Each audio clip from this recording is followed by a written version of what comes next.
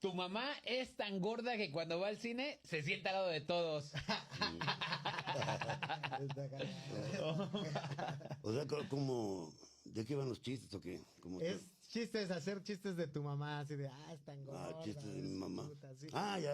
A ver, échale una al Lalo. A ver. Échale un Ok. chistito al Lalo. Ok. Tu mamá es tan tonta que se metió con un hombre casado y se embarazó de ti y vivió muchos años sin tener contacto con su familia, pero aún así siguió teniendo relaciones con otros hombres que fue conociendo poco a poco, tratando de buscarte un padre, pero no lo encontró.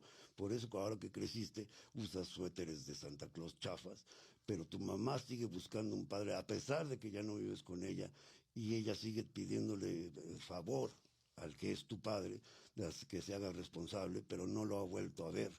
Tu mamá es tan tonta que la verdad no sabe ya qué hacer. Y además está gorda.